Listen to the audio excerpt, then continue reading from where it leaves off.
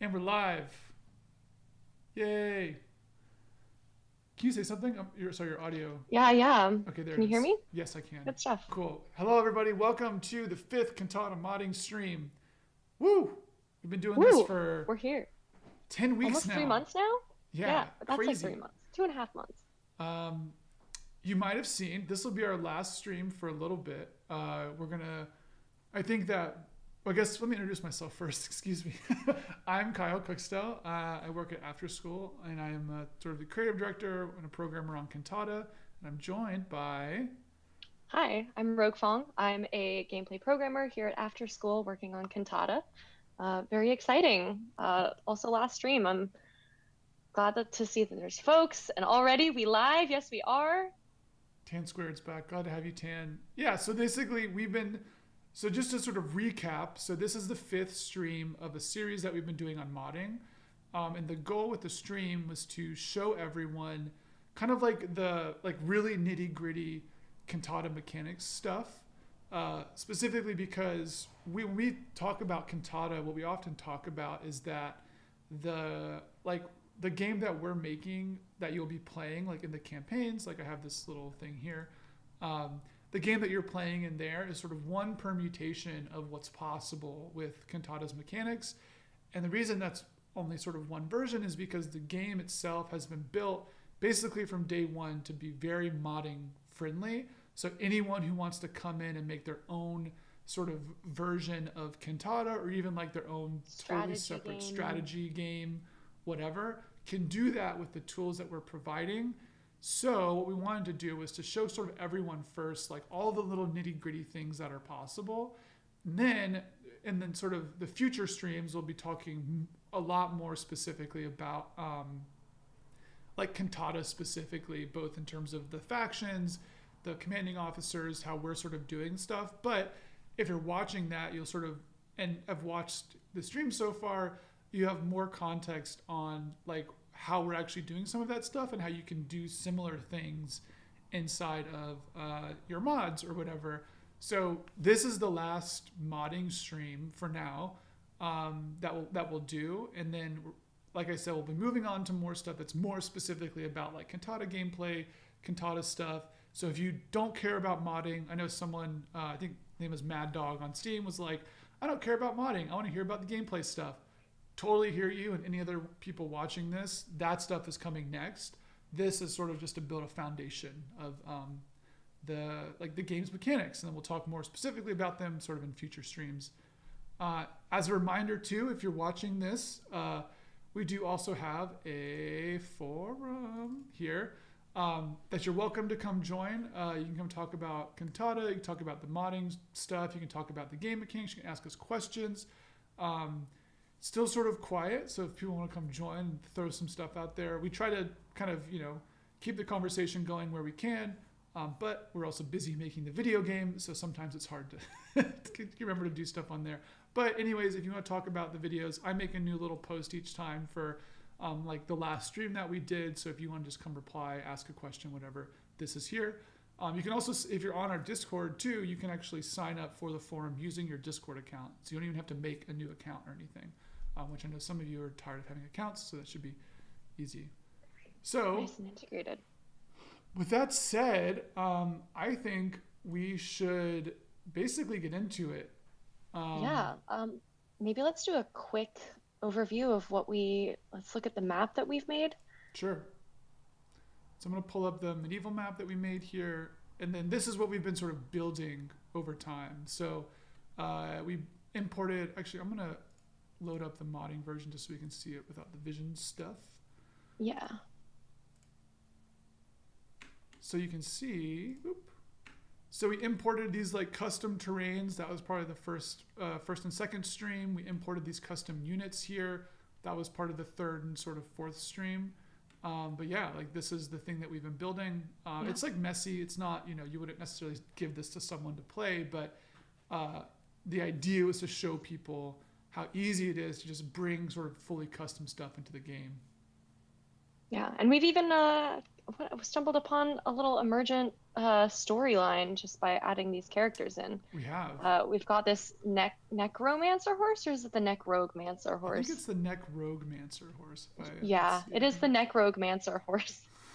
And we have all of these white knights here. Um, It's gone. so it's gone. I Went don't know. AWOL.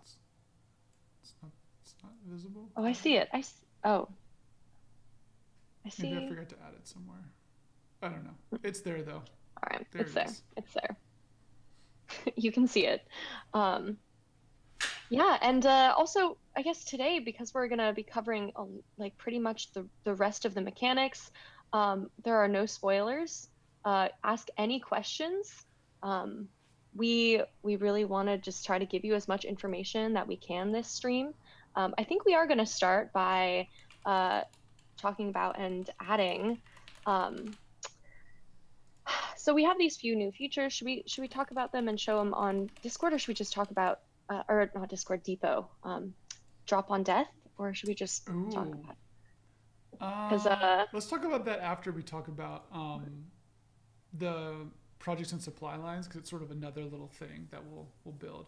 yeah, But I think the definitely talk about that. what's the goal though with the necromancer? So I think right now what we want to give this game, this mod, a little bit of life, we want to be able to destroy a. Do we want to destroy the necromancer? Or do we want to have the necromancer destroy a white knight? The necromancer will be destroying the white knight. So we'll have All to right. maybe rebuild a little new map where the necromancer's on our team versus the knight's team, Yeah. so we can control So them. so essentially we have this concept of projects. Maybe we should open Depot so that we can kind of just talk about what our plan is for the necromancer. Yeah. Well, you want to talk about it more abstractly first before we talk about the. Yeah, yeah. Okay. So we have these concepts called supply and projects. They're not going to be unfamiliar for people who are familiar with resource management. But Cantata and all mods will have the ability to have different kinds of supply. And the supply is right now in a little bit more of an abstract concept where you can transfer steel or anything that you want to define, be it um, something like aura or mana, like across supply networks. And that supply can be used to build projects. And we have several kinds of projects that really add to the functionality and the interesting gameplay of the game, where you can build other units, or you can build objectives that you can then satisfy. We also you can build more supply for yourself so that you can perform more actions. And there are a few types of projects that we don't have implemented, but we do want to add, like attacking projects that can perhaps attack wide swaths of the terrain in Cantata. Maybe there's terraforming projects. And we're right now implementing an experience system, a leveling system for the player and interactables, where the interactables can be given perks, which modify all of the base stats, which we've kind of covered in the past, like the weight or the vision or the how far can the unit move. So And I I think think just the bigger thing too is that what we're ultimately trying to do on this stream is to combine all of that stuff and make our necromancer actually be a necromancer. So not just like it's not just the art. I think so what Rogue was describing is that projects are the things that basically give interactables more special and unique functionality. And the way that we've designed them, they're very flexible, so you can do weird stuff. So the idea for this stream ultimately is we're going to walk you through all of the sort of little parts of projects with the goal of showing you how you can actually build a necromancer, like a proper necromancer, like sort of raising stuff from the dead. It's not going to be like, you're not going to have the best, most AAA necromancer. It will feel sort of cantata flavored, which is the goal. But the idea is to show you that we just came up with this unit randomly on the first stream, and now we're like, oh, let's actually make it be a necromancer. So with a lot of the stuff that Rogue's talking about, we can actually craft the functionality of the Necromancer to be like that. So that'll be, I think, the goal of the stream ultimately. Yeah. But yeah, let's open a depot. Let's open a depot. So here we go. I think everyone can see that. I'm also going to make it a little smaller so we can still keep the chat up. Which I figured we can, is better for the YouTube upload because then people can see what we're talking about. Mr. Super Happy Pants will definitely talk about Drop on Death through the Necromancer stuff. So don't worry. Which is not right now, but a little later in the stream. All right. Look at this is our little mod that we've been making over the past few months. Yeah, that's good. Okay, all right. So let's I think should we open let's open up projects first. And for the necromancer, what we want to be able to do to make it feel like a necromancer is essentially have it raise the dead. Yeah. And let's raise the dead. But let's talk about some of these projects. We're going to skip buildable supply lines right now. We'll come back to that. And then we're going to talk about buildable interactables. So Kyle, can you open the buildable interactables? And just as a little overview too here, these projects listed are all the projects that an Interactable can possibly have. So right now we have 4 types of projects. You can have some number of those projects. It doesn't mean you can only have 4 projects. It's just that there are 4 types. And when Rogue was earlier talking about like attacking and sort of other terraforming or whatever, those will be other project types. So as we add more projects, you'll see more options appear here.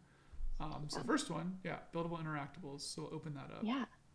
So let's add one project.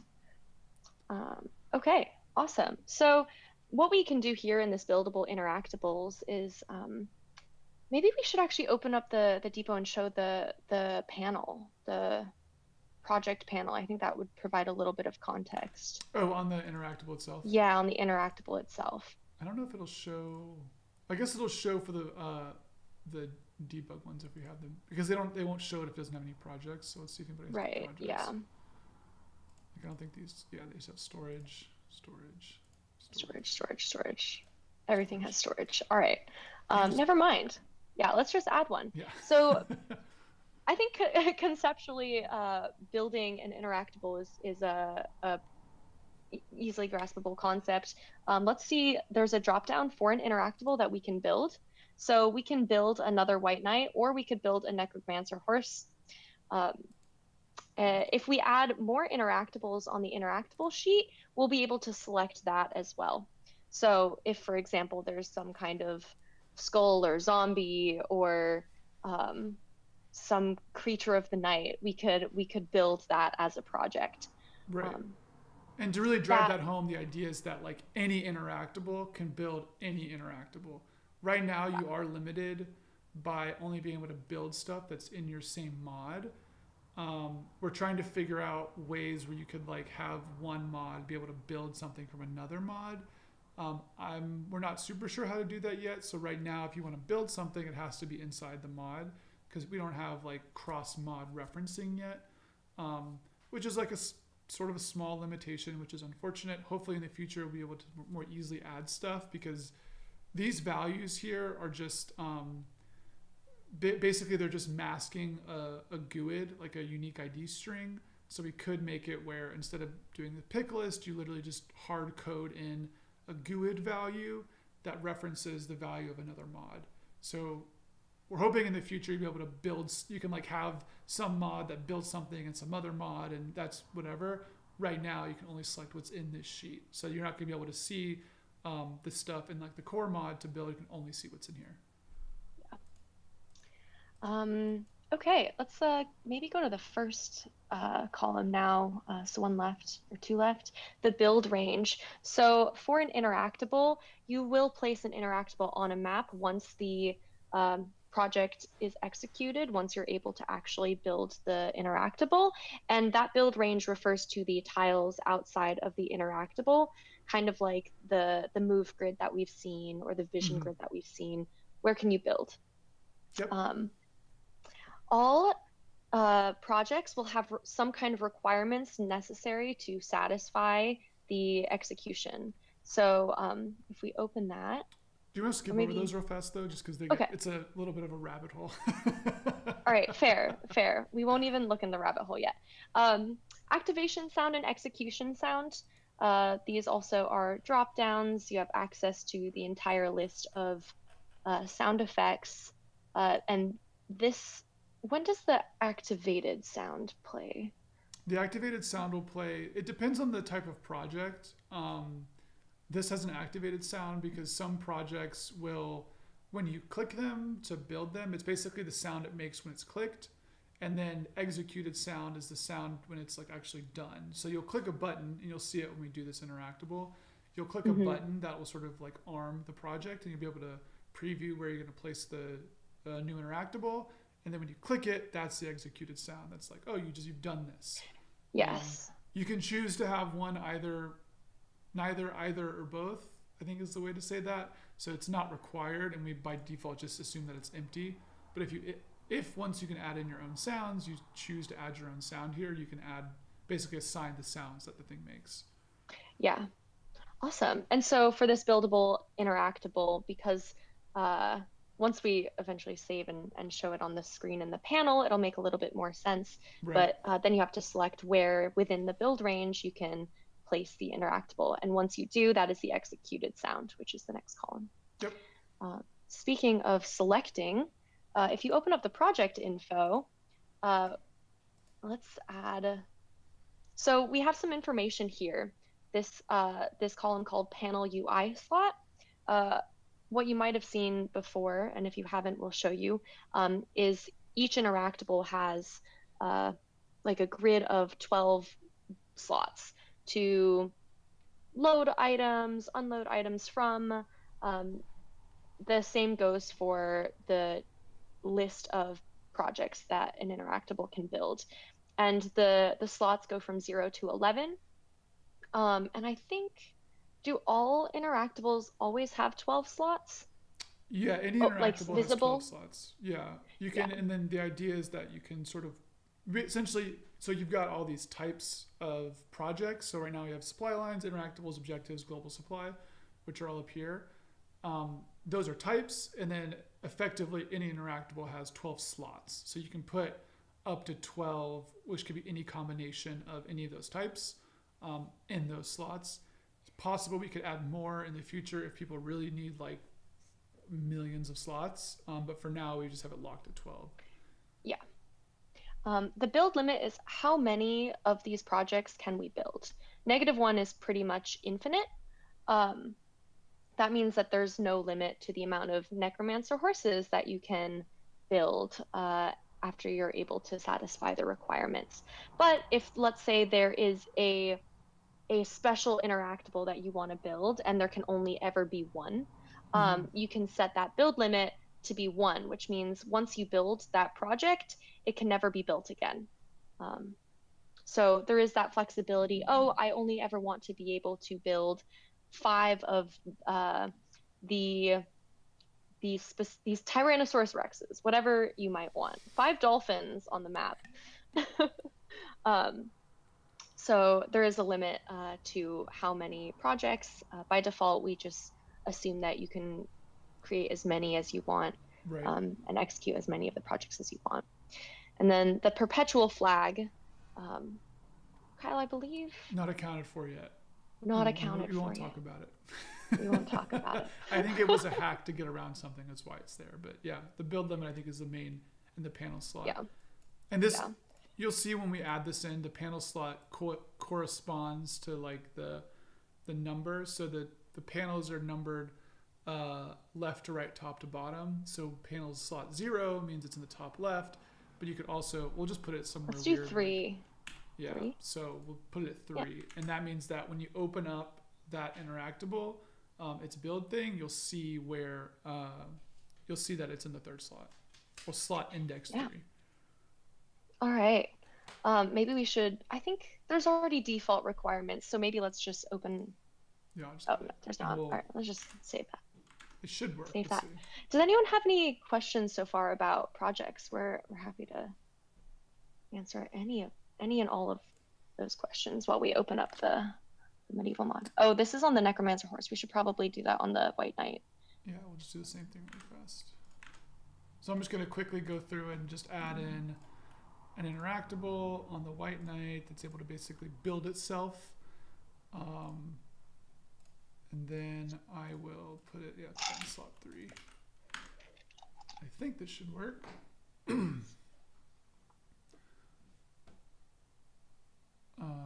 Skirmish, medieval. Skirmish.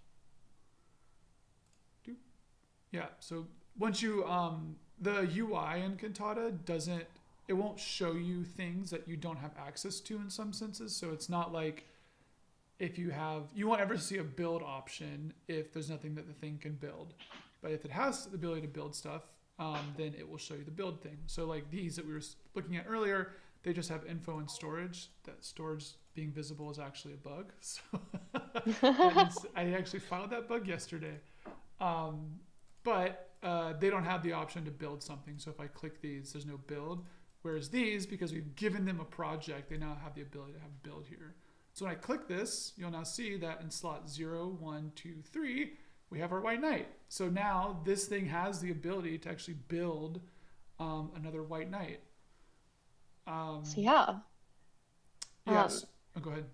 Oh no. After you, I think you can provide context for the UI and all this. Yeah, so the thing, this is actually maybe going to change soon, but we'll talk about it now in case it does not. Every interactable has a build queue length, which is essentially how many things can be built at once together. The things in the build queue build in parallel, not in sequence, provided that you have like requirements that can satisfy them, which we'll get into a little more later.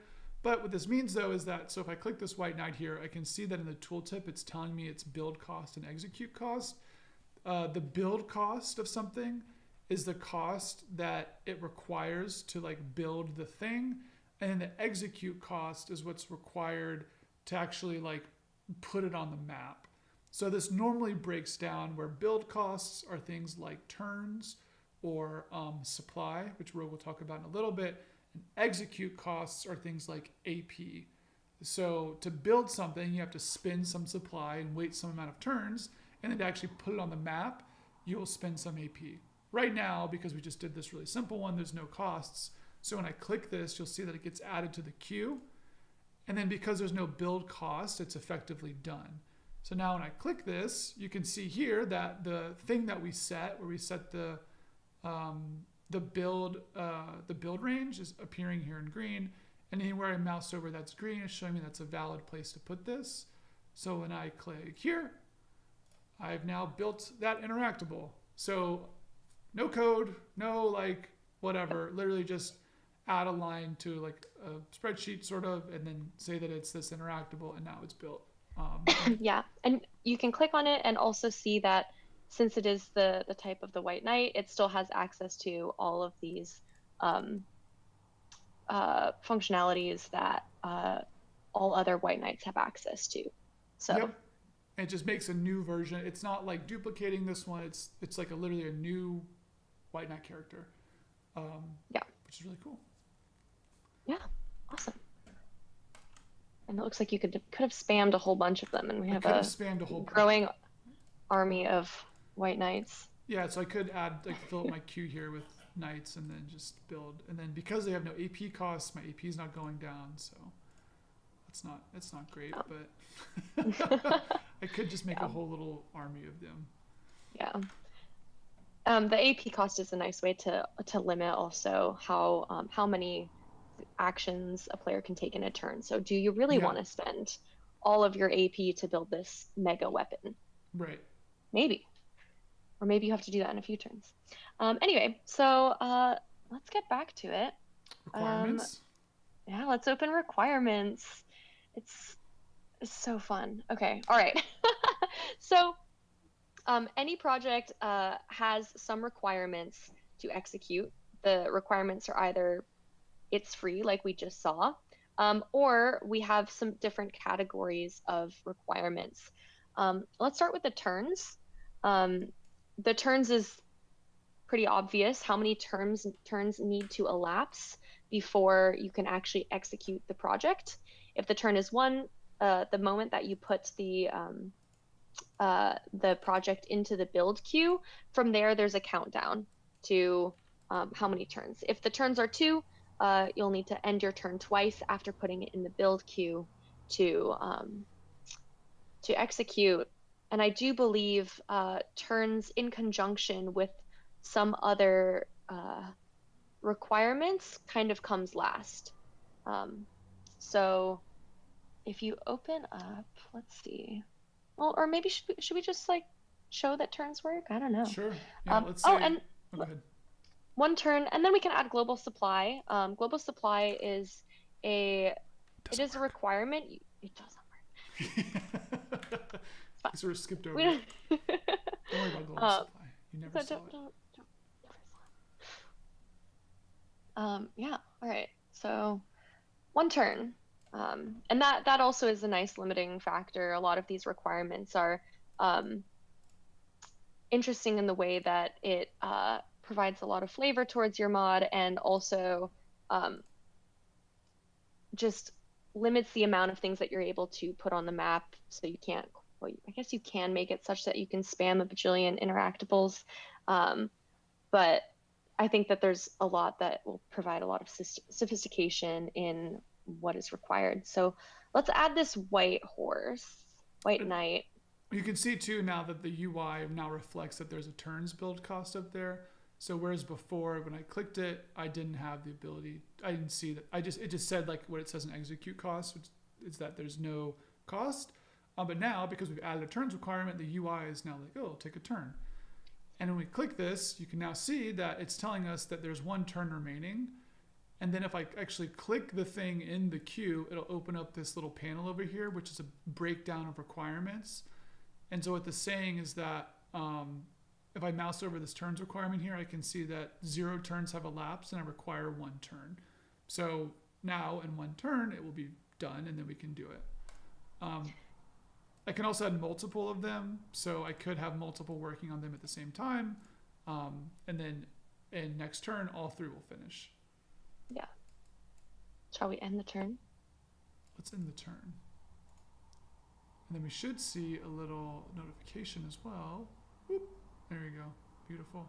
Nice. The White Knight finished building the White Knight. You can also All see it's got right. its little. If you mouse over it, you can see that the supply projects there, which are what we should just call that projects, but it's saying that all 3 of the White Knights that we did were done, which is what the check means. And if we click that and go to the build tab here, we can see that these are all finished. And then just like before, if we click these, we can now place them on the map. Oops. Oh, it's something just broke. Something just broke. We're making a video game. Oh, weird. We found a bug. But anyways, they're all finished. You know. Game's still in development. All right. We'll log bug later. All right. Oh yeah, saw the enemy. Okay. All right, let's go back to the requirements. Turns requirements is kind of the simplest. Also, Tan Squared says, wow, if that White Knight also had other White Knights in storage and in queue, that's one hell of a Trojan horse. It's a Trojan horse. Trojan, Trojan, horse. yeah. Trojan Knight? I don't know. All right. Okay, so execute AP costs. So that is how many action points does it take to actually execute the project. Right now, if a project is finished building, that does not count as it having been executed. In order to execute a project, you need to click on the completed project, and for some projects, it's immediately executed, and for other projects, there is that other step like hovering over the map and trying to figure out where the placement of the White Knight is. And then should we maybe should we add any storage costs, or should we just I'll just show up the execute So AP cost real fast, just to show one it's one step at a changed. time. Yeah, baby steps, baby steps. Baby steps. And now what'll happen is when we mouse over that night, its build option, we'll see that we now have both a build cost and an execute cost. So it's telling us that it'll take 1 turn to build, and then when we execute it, it will cost 3 AP. So if I add that to the queue, I can also see the execute cost reflected there if I mouse over it. And I'll just end my turn, and then it will finish. And now if I go here to build, I can see that this will cost 3. And if I click this, and if you look up here in the AP, you'll see that when I'm mousing over here, it's telling me that I'll use 3 AP to do that action. So this is more in Cantata, the game that you'll be playing. Most things that you build for any faction will have execute costs, because we don't necessarily want you to not have any execute costs. So we want everything to sort of cost AP. So most things will have execute costs. So now when I place this, you'll see that my AP went down by 3. So now I can Yeah. have like 3 less actions on that turn.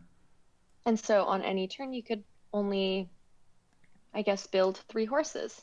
And Mm-hmm. if that's what you want your turn to be, then great. But if you want to actually move or do any of the other things, then you have to figure out what do you want to do with the rest of your AP. Right. Cantata, the game about trade-offs. Yeah. Actions and trade-offs. Actions and trade-offs. Okay. What do you want to do next? Let's do. I could do. It's sort of hard to demo supply costs and storage costs. I'm tempted for us I, to we could move on demo to. storage costs. I've done Okay. so much storage Okay. costing. Storage um, costs. at the request of Rogue. All right. So storage costs. Oh, my favorite. Um, so storage costs require interactables in storage to be able to execute a project. Um, Often these interactables can be really anything. In Cantata, do we want to talk about thinking about supply? But I don't know. I don't I know. think just Well, for storage costs, let's talk about it in terms of what interactables are here for now. yeah. So, um, what I'm thinking is we right now we only have 2 interactables. So again, this interactable drop down will show all of the interactables that are available to you in your mod.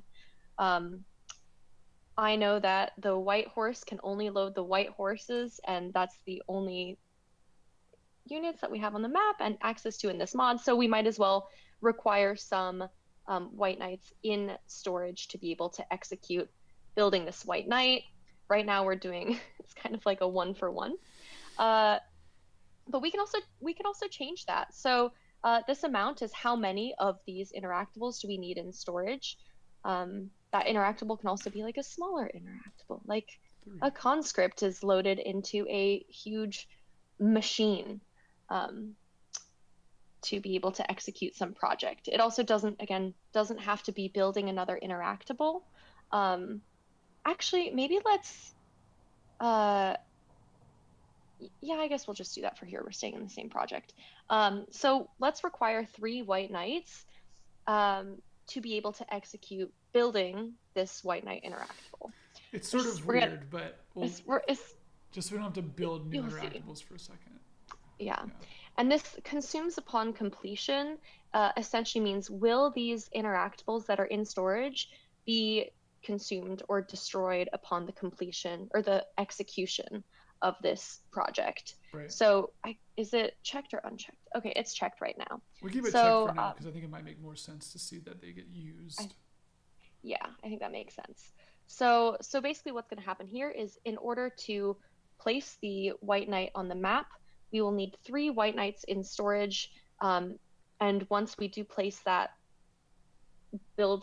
white knight that we're building, all of the white knights that are in the white knight storage will be destroyed. So let's see what that looks like on the map.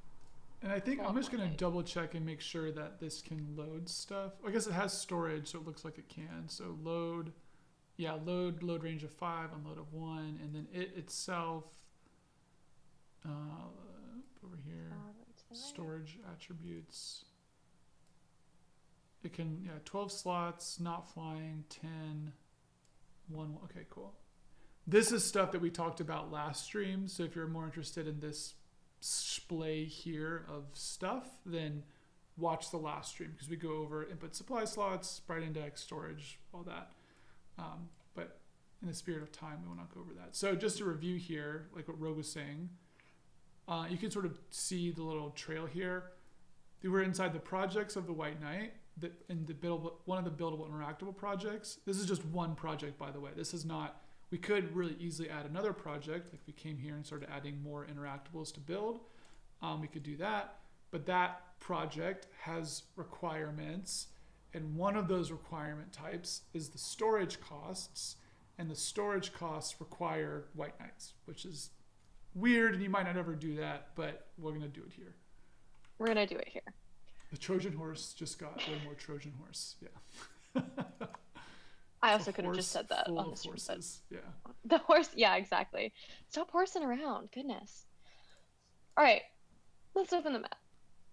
Let's see what happens. So one thing I will say too with this is that we have not yet implemented the UI preview for storage costs. So when I mouse over this, it's not actually going to tell us that we need them, but I'll show you how it doesn't work first, and then we'll load up. So if I add this to the queue, we should expect, based off just the UI that we're seeing now, that this would finish next turn.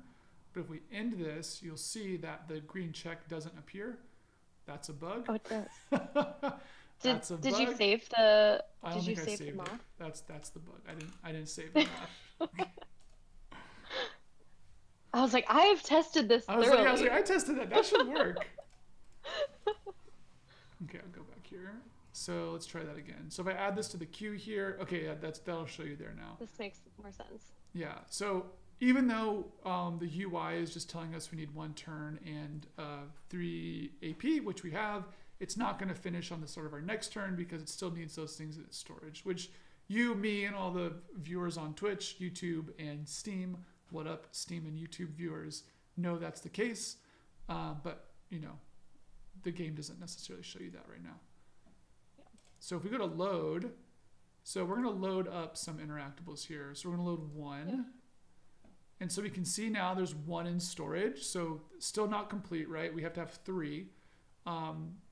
We can see here that based on the weight of this White Knight and the capacity of the slot, we could load in more into here. So maybe just, why not? We'll load in another Knight into that same slot. And then let's load in 1 into slot 3. Let's actually quickly go to the build, because I do want to show that you really do need all items in storage to be able to see the properly reflected turns that it will take to execute. Also, the reason that this number is 99 is because there's no constant stream of incoming something or any deterministic way of knowing when this interactable will execute. Right now, this number is just 99, and it will stay at 99 every single turn. You will never see it go up. You will never see it go down until all of the storage requirements are in storage. Right. Basically, we don't have a way yet to show that there's effectively an infinite amount of time left, because we can't know from the game's perspective when you're going to load stuff up. So if something requires 3 and you don't load something for 100 turns in there, it's not done. So it's only done once you're finished loading. Also, Bossaru says production queue units, and hello Bossaru, glad to have you. Hello, Bossaru. Yeah, so we'll load up the last one then really quick. So we've got 2 in here, and then we'll load up 1 in another slot, which will do this one's in range. And now you can see the green check has appeared. So now this thing is now done because in its storage it has the right number of units. And just because why not, I will also load in 1 more here. Project still completed. It doesn't change that. If I was to remove them, so if I maybe go here and let's unload this one and then let's unload this one. you'll see that now going back to build here, the project is no longer done. So those things have to be in the storage for it to be able to be completed. Yeah. And for demonstrations purposes, do you mind adding another white knight into the build queue? Please and thank you. I will. All right. So right now we have 2 white knights in the queue. Each of those white knights, because they're the same project, require 3 white knights in storage to execute. Because we've clicked that checkbox at the end, consumes upon completion, upon execution of one of these white knights, queue executing a white knight project. Yeah. Please. Oh, you want me to do it? Sorry. Yeah. I was waiting for you to finish the. Something is up with the UI where it's clicking both of them. So. Oh, interesting. What's going on there? Anyway, when we execute this project, para clica, per favor. Okay, Thank you. We let's go to the storage, and we can see. Wait, how many did you load? Did they not get consumed? I think there was a bug with the multiple. And Oh, with the multiple. Oh like no. right I feel like something happened. Something happened. End the turn really fast. Oh, end the turn. Oh, that one needed the. So it's got 3 in storage, and if I click this. Oh no. Oh no, there's a bug. I swear that we tested this. Multiple of them in the storage queue is messing it up. All right, so maybe let's just try this again real quickly. We one. won't do the. Yeah. Load. Load. Load. Build. Boop. Boop. Build. Oh, weird. That's a new bug. That's a new bug. Because it's checked to be consumed. So file that in the bug report. File that in a bug report. Yeah, goodness. All right, well, you'll have to take our word for it. This is what happens when there's only 2 people programming, and those 2 people are also the QA testers for each other's code. But anyway. the goal is that when it gets used, it will basically, because consumes upon completion is checked, what will happen is that the actual, the things in storage get destroyed, and then something new is created. Yeah. And yeah. Luckily, you could also imagine like an alchemical game where you like are brewing, I don't know, you're putting stuff in a cauldron conceptually. You like have a bunch of ingredients that are interactables, and then through building another interactable project, you could like, I don't know, build a cake from 2 eggs and a stack of flour. A cooking game where you're like putting ingredients in storage. Oh, that could be fun. Yeah. That sounds really fun. You'd have like you'd have a chef character, and they have storage that you put ingredients in their storage. Mm-hmm. Maybe like it's an open RPG, and you have to like go to the store. And you have to load up things into yourself, and then you've got to like go to your house and unload the ingredients into a pot, and then the pot can make food. As a project. Yeah. There you go. I don't know. Sounds pretty cool. You can go find like apples in the forest or something. Yeah. Go pick some flowers. That actually sounds weird as hell. Really cool. What do you do with the food after? Anyway. You could eat it. Cooking with Cantata and Co. Yes. Cooking with Cantata. That maybe I'll try to teach myself maybe I'll try to teach myself pixel art and make some like Cantata themed food items. Isometric food. Yeah, that'd be great. Isometric food. Yeah, got Beautiful. It. ISO food. Yeah, I don't know why it's not working. Weird. All right, well, I'm gonna write down that there's a bug really fast. Consume not working? Question mark? All right. But that's storage requirements. So basically stuff needs to be in storage. Also on storage 2 here, you can see that it's a list. you can have other things that need to be in storage. So it's not just that you can only have one storage cost, you can have multiple storage costs. So in the cooking game example, you can have 3 different storage costs that are different types of food at different amounts. And then it will use those to build stuff. It's not the case that you have to have just one. You could have 7 things. You could literally recreate recipes. You could literally recreate recipes. Yeah. All right. Storage costs. Check. You want to Supply talk about costs. supply costs? Do you want to talk about I supply would love costs? to talk about supply costs, Rogue. Okay. So this is I'm gonna try to timestamp this video when we put it up on YouTube so people can more easily parse it, because this is a sort of a core concept in Cantata. We're gonna try to demo it here, maybe as part of this discussion or a little bit later, but it's sort of it's a big part of Cantata that if you've seen any other previous materials and stuff we've written about, you'll understand that Cantata has supply lines. So what a supply cost is where the concept of supply lines sort of rubber meets the road style is able to build projects. So if I open up supply costs and add a supply cost, what this is doing is I can say basically how much of a certain type of supply I need to do this thing. Right now I can see that I have a drop down for type here, and there's not actually any supply types in this mod. So just real quick, if I come over here to the supply types tab and add a new supply type, I'm going to pick the sprite for it. I think I have some things already dumped in here. I've got this thing called steel.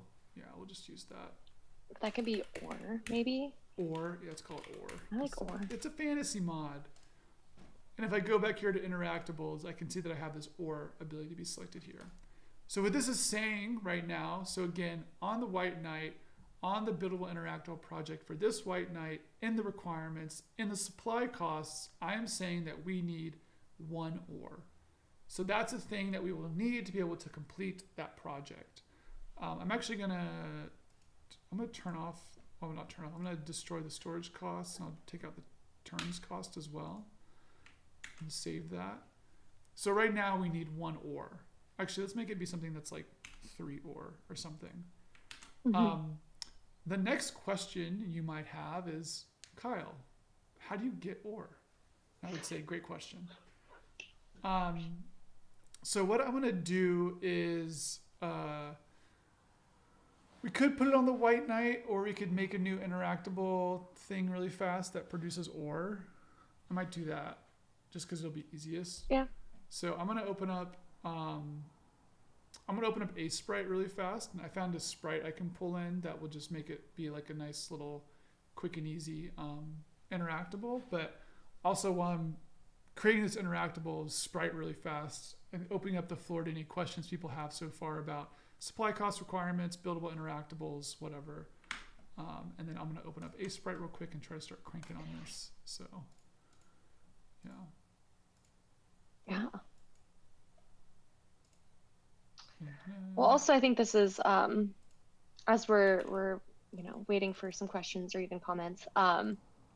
What Kyle is doing right now with Ace Sprite is stuff that we covered in the first and third session, I think, which is how we added the horses and the medieval tiles to kind of paint the background.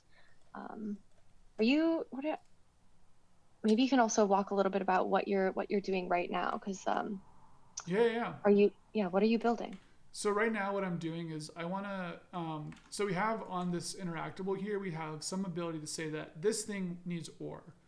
What I'm going to do is we also need something that can provide ore, which we'll talk about when we talk about buildable supply lines as a project, because basically the idea is that an interactable, some interactables have abilities to build supply lines, which are connections that things move across, namely supply.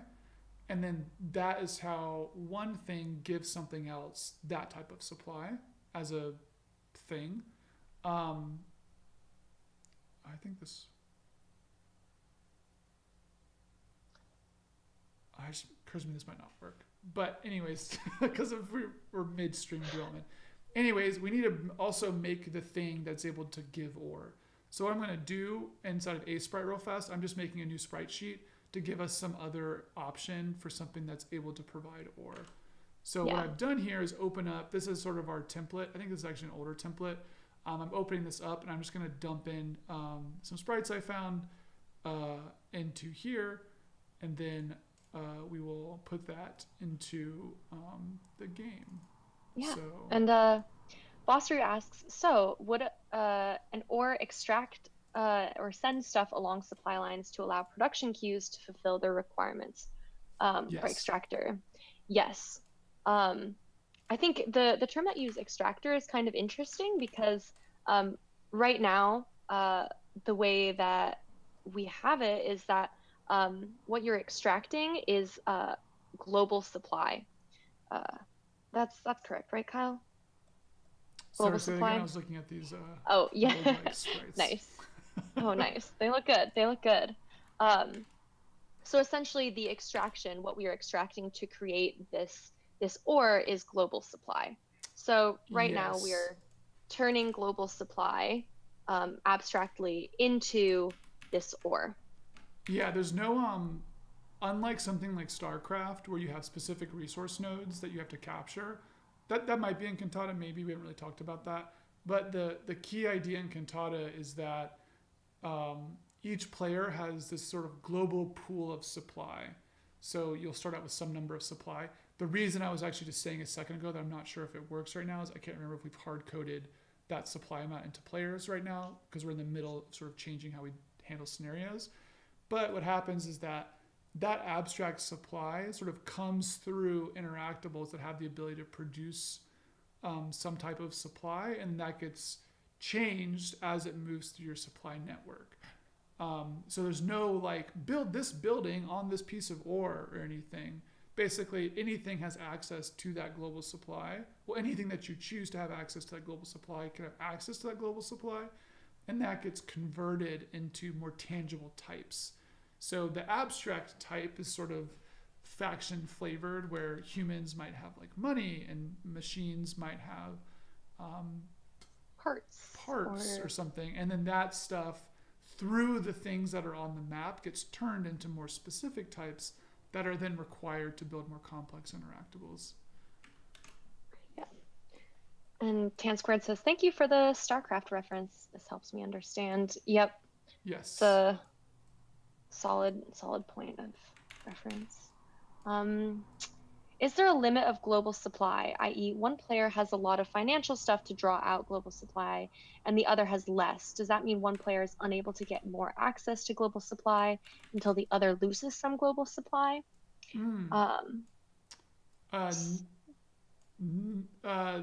Global supply is per player.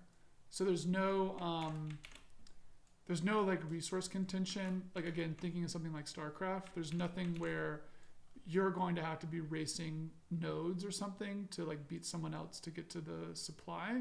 You just have access to some amount of supply, and then there's ways that on the map we can make it where you could get more global supply, but effectively each player sort of starts out with the same amount, and factions, and that's also set in the scenario editor as well, so you can choose how much a player starts with, which can be as much or as little as you like.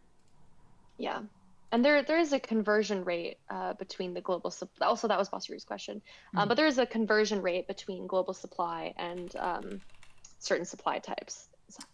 Yes. The way it works in Cantata, and again, this is Cantata, it's not necessarily how you might do it in a mod, but the way it works in Cantata is that each faction, of which there are 3, has a single, we call it a base node, basically.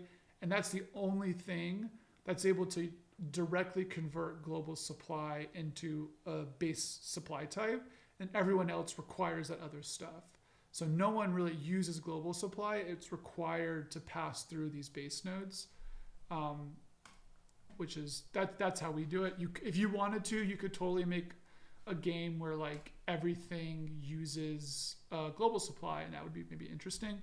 We'll Yeah. talk more about how Cantata does stuff, I think, in sort of future streams. But the way it's implemented in the game is that there's a pool of supply that's abstract that things can have access to somehow. I've also just made this building. Sorry, are there more questions? I'll just keep talking. Oh no, that was that last comment was Bossery's question. Cool. All right, so I just added this ore maker thing. I'm gonna pull it into our mod here. I can see that it's there. Faction, yeah, we'll keep it on the White Knight faction, which is the robot, right? Yeah. And we should talk about supply line projects now. I think we basically covered like all of the requirement stuff. So I'll tie it back real fast and I'll let you talk about supply line projects. But on the White Knight here, our buildable our buildable interactable project here requires some amount of supply that we've dictated, which is ore. So what we're doing now is building the thing that can give ore. And the way you give ore is also a project. So I'll add to here. Actually, let me go back up to this. Let me add this. Add sound. Add all that jazz. Basic stuff. We don't need any aspects. Tan Squared says, very interesting take on supply. Seems fun. I think we're excited. I think so, yeah. Excited about it. I think the idea is to make it something that's like, it's not totally abstract and it's not like super nitty gritty. It's sort of a system that feels good to play with. And I think once you see it in action, I think you'll recognize that it feels pretty natural. I'll pull back up this chat over here. All right, buildable supply lines. All right. So Kyle talked about this concept of a base node, which can convert global supply into a more concrete supply line, or conceptually concrete. And you'll see that when you form a connection, which is pretty much what happens when you execute a supply line project, is you are connecting two interactables, point A and point B, from a node to another interactable or another node. Right. Lines have is the type the type is the supply type that you're creating for the supply line. Makes sense. And then we'll skip levels real quickly. Yeah. And then we'll just talk about supply range. Supply range again is a number that represents how many tiles outwardly can this connection be made to another interactable. And you opened, okay, yeah. So the project info, same thing. Yeah. Needs to show up so that you can actually build it somewhere on that little grid of projects. And now let's open the line levels. We're not going to go too deep into it, but essentially these levels can be upgraded. So on the first level, we can provide some kind of amount. This is going to be 1. So this level, when it's created, will provide 1 ore from the base node to whatever it's connecting to. And each level also has requirements. These requirements are like what we saw earlier with the buildable interactable. We can just make something simple, maybe, I don't know, turn, or we should just spend 0. AP. Yeah, let's just spend AP to convert 2 AP costs to make 1 ore. Or 2 AP costs to build the supply line. To build the supply line. Yeah. Supply line initially. Something to note about these line levels, the supply amount, this is a number of that supply type that is provided outwardly from the base node every turn. So each turn, that amount will be provided to the destination interactable. So when you build this project and connect it we're going to connect it to the White Knight to provide the ore. Each turn, one supply, 1 ore will be provided to the White Knight after converting the global supply. Yep. And then each supply line itself has 4 levels. So we can add in here 1, 2, 3, 4. And then each time you can basically give it, you probably want to give more supply, right? So let's just make it where, Yeah. each time you're getting one more supply, and then those each individually have their own levels. So let's say that, this is the first connection. It's basically free. All it requires is AP. Let's make these also be 2 maybe to execute. And then let's say they require increasing numbers of turns. So we'll do 1, 2, 3. And so what we build here is essentially a progression where you build the supply line first here. It gives something 1 supply. And then should you choose to try to upgrade that, it will take some number of turns over time to then add more supply to that line. So the line itself is upgrading. I think that should be enough. Yeah. Want to try it? Let's try it. See if we can provide some ore. Okay. So the first thing we need to Also, do... Oh, go ahead. real quickly, you just saw how quickly I didn't even notice that Kyle had already made the ore maker. It just happened. Upload this sprite. We've already configured this interactable that will provide ore. Knock on wood. Oh, I need to add the White Knight character because we added... So on the White Knight, because we added supply cost here, we also have to make sure that it has input supply slots. So we'll give it 2 slots. And these slots, if there's no slots, then this interactable cannot accept any supply lines. Interesting, like we've thought about this concept of moving buildings and supply networks that can move if all of the building interactables can move. Think of like Hal's moving castle or something. Because right now the White Knight can move, but we shall connect it. Yeah, so I'll add an ore maker here. So there's a little ore maker. I'll save this as medieval 3, just so we can go back to it if we need to. So it's not pretty, but it's in the game, it works. So now what we're gonna do is we're gonna load up. Yes. Yeah, exactly. I love this. Okay, so now this ore maker that we built, you can see it's here. So if we click this, we'll see that it has the ability to build this steel, or the ore, excuse me, that we added here, and it's pulling in that sprite. We can also see that we now have this connections panel, which will show us that, oops, that's a bug in the display, but it's telling us that it has 1 open supply line. Then also that's a bug too. Anyways, it can build this thing. So if I click this ore here, let's look at the tooltip really fast. So it's telling me that this needs to be built. The output value of that line is 1 supply. And then when I execute that, it will cost 2 AP. So I want to add this to my queue here, and I can see that it's already done because I have no build cost. So I just have an execute cost. And when I click this, what you're seeing now is it's showing me where there are valid locations to connect that line to. That's a sort of a combination of a few different things, which are, is it in range? Can the thing that is in my range accept the supply type that I'm giving? Also, can that thing use my supply type? So for example, even if these were in range and had supply costs, but those supply costs weren't ore, it wouldn't draw this line and let you connect to it. We do that as a way where you can't accidentally connect to stuff that can't use the thing, so it's sort of a safeguard. We might take it off if people feel like it's limiting in some reason, but for now, basically, if you see a line that's being drawn to something, it's because that thing has the ability to use that type of supply. So when I mouse over here, you can see the tooltip's a little messed up, but it says if you look at the bottom half of the tooltip, it says the White Knight, and it's supposed to say ore, income, current income 0, after connection will be 1 because I'm giving this thing 1. So let's maybe go down here and connect like this one. Same thing, same range. So I click that, you now see that I've got this supply line that's connected.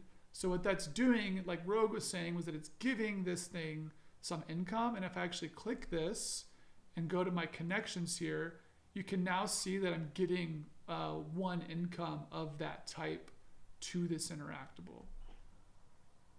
I don't know why that is. I think the hero sprite is wrong on the. Yeah. Hero sprite. Yeah. But so if I click this again, I can also see now. So we did our level progression where I can upgrade and stuff. You can see now that if I click this again, I'll add it to the build queue, and that's the upgrade itself. So the upgrade is now telling me it'll take 1 turn to AP. So I could, let's just go ahead and say I want to upgrade this. And so now in 1 turn, I'll have the ability to execute that, and that will upgrade my line and make it stronger, which will give me more supply at my destination.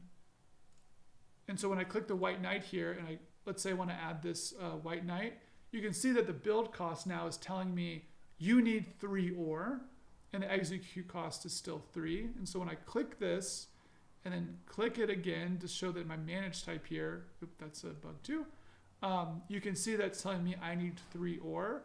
And then at my current income rate, that will take 3 turns. So in 3 turns, I will have got enough ore to complete that requirement that we set of, where's that? Of 3. Down. There we go, 3. So here is something I need 3 ore, and that's reflected directly right here. So that needs 3 ore to complete. And this has the ability to give ore, so now it's giving that ore to that thing. I will also point out one more thing real quick, sorry. That's exactly it. Okay, yeah, so the global supply, so this is, right now it's hard-coded. We're going to change it pretty quickly so it's not hard-coded. But basically, this player is starting out with 400 supply. And you can see in the tooltip here that I've got 400 supply. I have 1 staged, and what that means is that there's 1 supply that's allocated, this supply, to be used to sort of progress something. I've got 399 available to use, and then in 400 turns at my current rate, I will be out of supply. So the more supply you use per turn, that supply will go down over time, and once you're out of supply, you can no longer pull from global supply. Yeah. And right now, this conversion rate is 1 global supply to 1 ore. Yeah. Yep. So if I end my turn here, what will happen is that it will basically at the start of the turn, 1 supply comes from here to here. And then if I look here at this thing that's being built, I can see it now has 2 turns left because I've committed 1 supply. I've got 1 more supply staged, and I've got 1 more supply after that. However, I've also just now completed my upgrade here for 2 AP. So if I click this, what will happen is that if I look at my connections tab here, you can see I'm giving this 1 ore. And completing this upgrade, I will now be giving that 2 ore. So let's do that. So you can see my AP went down there. And then if I go back to connections here, I can now see this is getting 2 ore. So knowing that we've only committed 1 ore to this out of a possible of 3, but we're now giving this thing 2. When we look at this, we should now see that this has only 1 turn left because the amount of supply that it's getting is now greater. And so now it has 2 left, it will finish in 1 turn. So that's sort of the incentive to upgrade your supply lines. You can give stuff more supply more quickly to finish projects faster. So I just said a whole lot of words. That was a lot of words and a lot of numbers. And a lot of numbers. Let's see, does anybody have any I feel like there might be some questions about how we handle supply lines, supply projects, all that sort of stuff. This is like for sure the most sort of intricate system in Cantata. Yeah, that I think luckily you won't have to think about it a lot. Most of the times it just works. If you want to, you can actually micromanage how much supply something is getting in here per turn if you want to allocate it to something else. Like for example, if I wanted to add another white knight to the queue, which we know seems to break stuff, something is going on here. It's weird. Yeah, something is up. But basically, you can set how much supply something's actually getting. So if you want to defer completion for some reason, you can actually manage that here. And also it's crawling bases boss through. That's everything that came into my brain when when when I saw that any interactable has access to every single one of the features. You can have, I mean, the configuration is endless. You can create a base node that is movable, um, and perhaps like move things across the map. There's a lot of ways to configure these projects along with the other aspects like moving or loading or um, even attacking. And Tan says, I think I will need to be hands-on to completely understand, but it makes sense. Ooh, hands-on? Question mark, Kyle? Yeah. We're hoping to do. I don't know when we're going to do the next sort of push for early accessy type stuff, but I think with the supply system, the way we've made it is that you can basically not think about it most of the time. You can just connect lines to stuff, and then it will allocate the. There's some logic in the build queue where it will try to, based on the priority of something in the build queue, it will try to allocate the right amount of supply to that thing. Um, there's also, just to tease this a little bit, there's a giant asterisk over a lot of this stuff because we're actually reconsidering how we do supply um, in the future. Namely, in that supply actually becomes more physically represented in storage. So, right now, if you look at your connections, you've got some sort of income, but if I look at the storage on this, there's not actually supply in here. I think the thing that we are thinking is that we will actually do something more like Factorio or like any automation game, where this is literally giving this thing some number of ore, and the ore appears in the storage. And then when you build something, you consume that in storage. And that, like, the metaphor there just works a lot better. That means that the build queue stuff would go away. Like a lot of these sort of weird little systems things that we built will be hopefully much more simplified without losing any of the possible like beautiful complexity of the system. So that's sort of like in the works right now. But this is how it works right now, and it works pretty well. Yeah, not thinking in strategy games is my style. Or you want to think in the right places. What we realized was like what's not exciting in like some game like this is if you've got, I mean, even just here, right? You've got 6 different units. You don't want to be managing like you don't want to be micromanaging supply allocations on one thing in one queue object for one interactable on like a million things. It would just make the game grind to a halt. So we try to do most of the boring stuff for you and then leave you to make the interesting decisions. Is Yeah, sort of the like do goal. you explore? Are you in a tactical battle, like in close quarters? Yeah, Are you just focusing on building a bunch of things? yeah, yeah. So I think that's definitely that's the goal with the system. Do you want to talk about other projects, and then we can talk about building a Yeah, necromancer? yeah, let's do it. Okay, so back to the depot. So where are we All at? right, We're in. So I'll close the ore maker. We're in. Yeah. So we did supply lines, objectives. interactables. Let's just do build a global supply real quickly because Okay, that was easy we enough. were talking about ore and how after a certain number of turns or after a certain number of conversion, this global supply will be depleted. We wanted to be able to give you and certain interactables the ability to contribute to the global supply. So um, here we can configure the amount of global supply to be added. Right now, 100 is literally 25% of what the player has access to. It could be 20, it could be 1,000. It It could really be just depends 53. on what. It could be 53. Why not? It gives you 53 more turns of like one ore. Anyway, also has requirements, also has info. Um, and then yeah, just add it somewhere to the number 2. Um, Should we add maybe some give it like costs. a turn or something? Yeah. Yeah, and high execute costs. Let's make it like 10 execute costs. If it It's like what you maybe we do. could it's like what you do. You're like, I need infinite supply. I need way more supply to be able to do things. I'm going to spend my entire term making it so that I can, Mm-hmm. get more supply to use. Um, all right. Let's save it and then open up Cantata because it's that easy to configure. And I guess just to really drive the point home too, right? All these projects have effectively the same type of requirement. So Yeah. anything has access to anything else. So if you want to make it where, requirements, you want to make it have a storage cost, you can make it such that you require ore to then build global supply. That is up to you if you're building the mod or whatever. Right? Which I was thinking that might be an interesting circular Yeah, you like just like keep. production. You just incrementally build a little bit more global AP just to, yeah, All right, let's go to. infinite resources. We did it on Med 3? Med 3. Yeah. So this one, the White Knight, going to build now.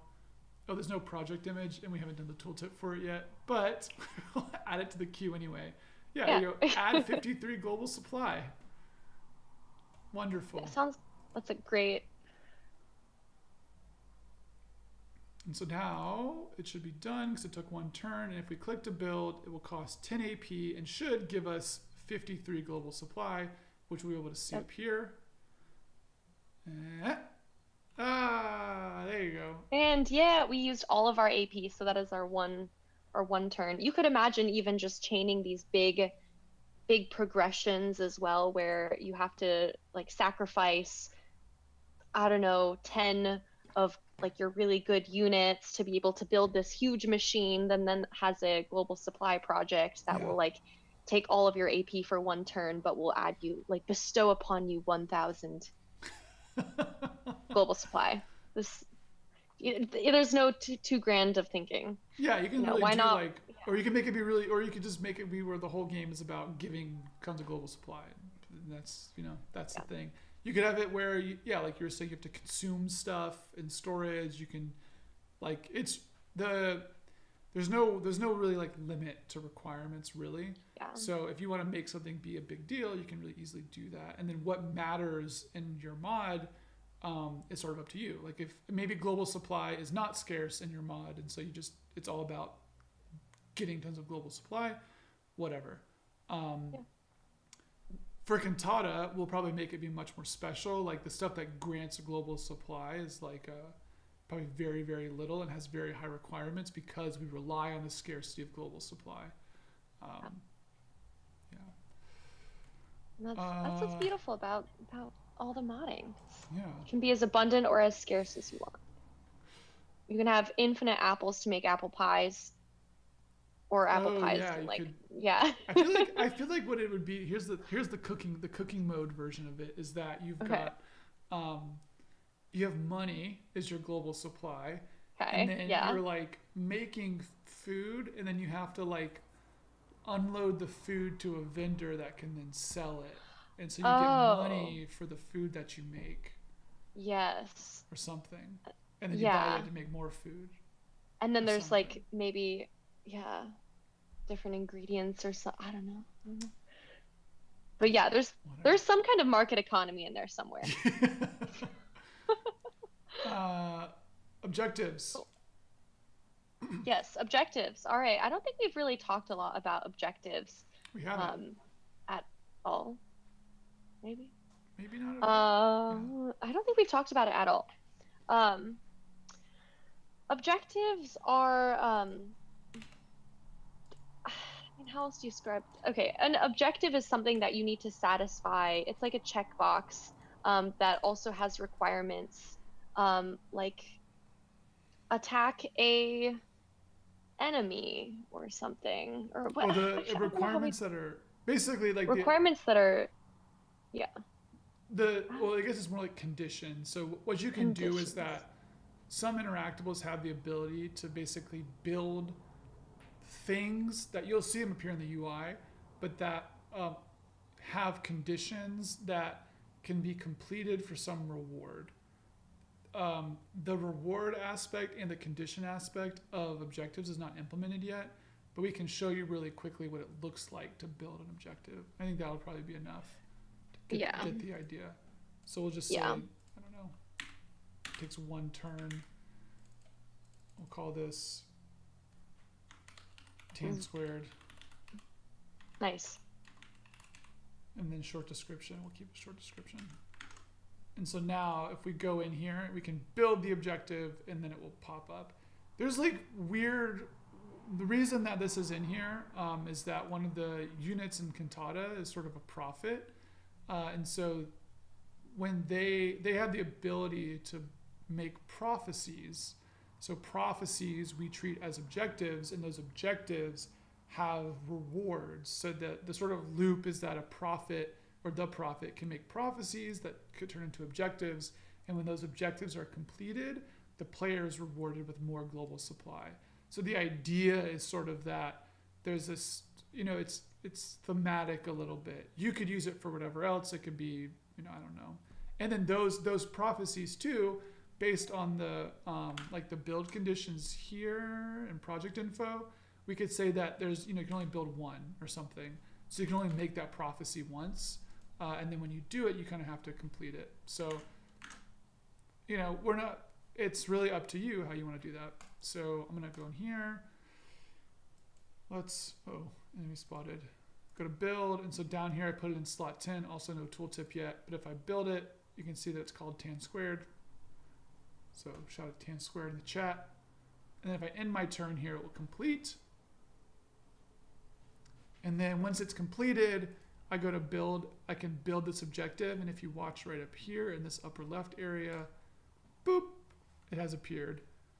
So that's now an objective for us. And once it's completed, it should tell you like what the actual thing you need to do is. But once it's completed there, that little check mark will check off. Yeah. And this is all some of the first stuff Rogue did in Cantata. Oh yeah, buildable objectives. Buildable objectives, buildable global supply. Back in January? Yeah, it's been 4 months now. Yeah. Okay, cool. I think that's the main project types right now. Hi, Gantt products. Oh, Gant's here. What up, Gant? I think we should. I don't know if you want to take some questions. So I think the next thing for us is to build the Necromancer. Yeah. Do you want to describe how you think we should do that? All right. So Necromancer raises the dead. Yeah. So I think the way that this should work is upon killing, destroying another interactable, we do have this drop on death, which we alluded to earlier, is that if an interactable dies, it has the ability to drop something upon the death. So perhaps the White Knight will drop, I don't know, what should we call it? Some kind of Skulls, yeah. Yeah. And then the Necromancer can use that skull, and let's say that it can be loaded, so it'll be an interactable that is dropped. It can use that skull to build a zombie with the storage requirement. It can control. So yeah, with the storage requirement. So I think that's going to be the flow here is in order to make this Necromancer actually an Necromancer, when it destroys a White Knight, that White Knight will drop an interactable upon its death, which will be a skull. And then we will be able to load that skull, and then we'll be able to use that as a storage requirement to build a zombie. Yeah? Sounds doable. Sounds doable. I think we can do it. Also, Gantt products, thank you. Like these sprites, we got them from Open Game Art. Or the terrains are Open Game Art, and these sprites are someone on itch.io. I don't remember who exactly. Mm-hmm. Foster asks, could an interactable drop a friendly unit, i.e. a fighter jet gets shot down or something and it spawns a pilot on the ground? Yes. That could totally happen. Answer yes. Answer is yes. Because you will still have control over the interactable that gets dropped, unless the interactable that you choose for it to drop is either in, I think, like a neutral faction, or is not part of the controllable interactables by the player. Yeah, the neutral thing we're trying to work out, but I mean, effectively, the answer to the question is like, yeah, for sure. Yeah. This is not getting deleted. It like won't go away. Oh! I think it's What? because it's set up to drop something on death right now, and the scenario editor won't let me. Oh my god. Okay, that's actually hilarious. The Necromancer right now, if we look at the interactable info, drop on death is set to drop. So I keep trying to delete it from the scenario editor, but it keeps dropping a new one in its place. Okay, well let me just save this. It's working. It's working. Yeah, that's good. All right, let me That's take good. that off really fast. That's hilarious. I was like, why is this not getting deleted? Yeah, crazy Necros is right. The Necromancer's necromancing itself. Okay, let's go Yeah. back to modding 4. There you go. Goodbye. Okay, so I'm gonna save this as Yeah, goodbye. we need to Med final. We have to have a med final save file med at final. some Okay, point. we'll get med final once we do the thing. Necromancer, Okay. Scourge of the Heavens. All right. Truth. So we want to control the Necromancer because we do want the Necromancer to be the one that we have access to. So we need to make sure they're on our faction. So I'm gonna put them on robot. This faction stuff is changing. Don't worry about that for now. And that means the White Knight needs to be on the human faction. So we need to make We need to make a 2 skull interactables. Yeah, we need to make Yeah. skulls. And we need to and a make zombie. zombies. So I'm gonna start working on that in Ace Sprite. If you want to take some questions again in the chat. Yeah. And I mean, at this point, like, you can kind of see that there's so many ways to mod Cantata. I mean, what we've talked about cooking, we've talked about. I keep coming back sometimes to like, oh, maybe there's an underwater themed Cantata mod. Maybe there's a there's really you can have some like weird dolphin like cult. I don't I don't know why cult just came to my brain. But fighter jets, yeah, there could be a more of like a military style strategy game. The cooking mod is called Cantina. Alec Hungry. I feel like I've seen Alec Hungry post one comment like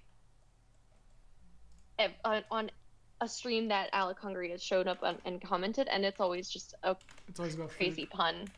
It's a crazy pun. The cooking mod is called Cantina. Too good, too good. My belly's literally. Cantina Cantata TM. Yes. Cantata Cantina. You heard it here first. You heard it here first, folks. All right, I'm gonna Oh. I'm gonna try to just to describe what I'm gonna do here. So while you're answering questions, so I've made up a new sprite sheet for a skull. I'm just gonna draw a really bad skull here, and I'm gonna make the zombie knight is gonna just be the zombie. Oh, it's gonna be the knight tinted green. So That makes sense. yeah, we'll see how It's that like a white. I was about to say white knight, but I realized it is the white knight. It But is actually I was the just white thinking the White Walkers. Oh my god, Game of Thrones throwback reference. I wish I knew how to This- do Ace Sprite better. I feel like I would do everything the hardest way. All right, keep fielding some questions while I'm Yeah, or just fiddling in here. sassy comments in the chat. I don't know.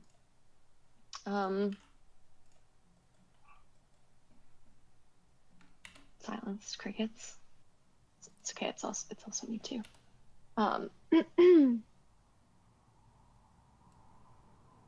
Oh, camp products. I've been pronouncing Ace Sprite wrong all this time.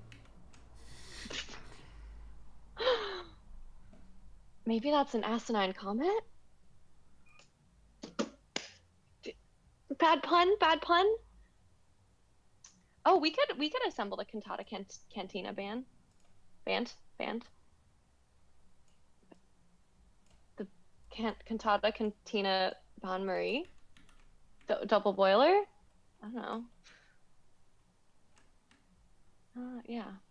Oh wow, that's a beautiful skull. It's really not. I think you're more of an artist than me. It's smaller. There's so many good puns. I really appreciate puns. My humor is dad humor. My art style is Not as good as Kyle's.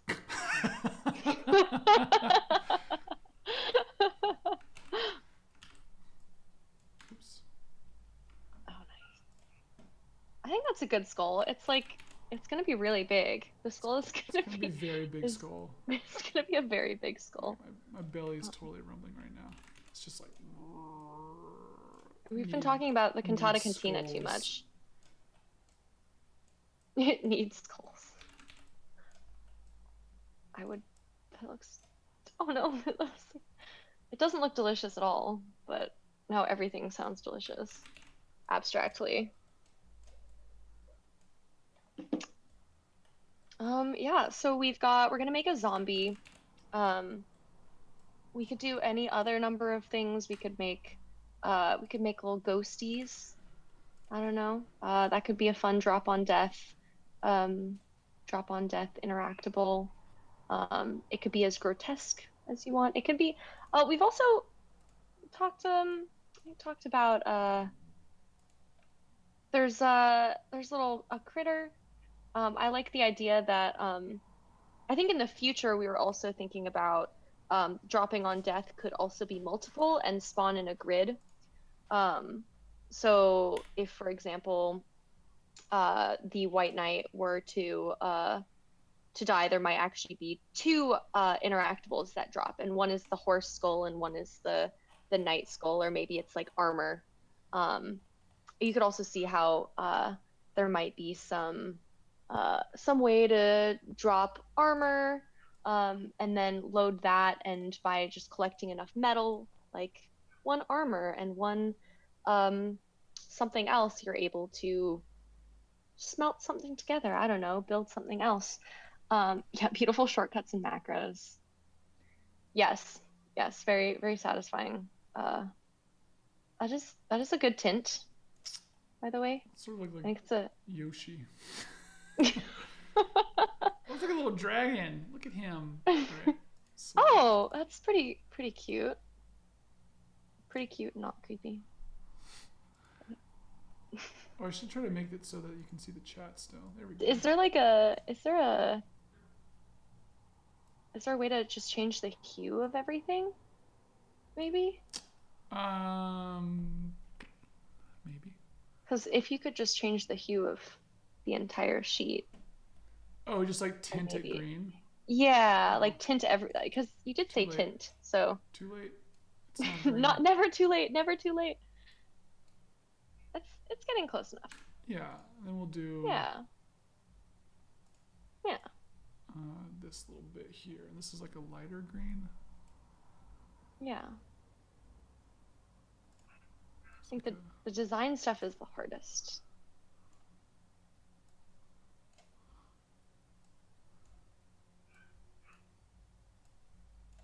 it's looking. It's looking proper zombie-ish. That horse is really cute. Yeah, the horse is Like, it's adorable. really cute.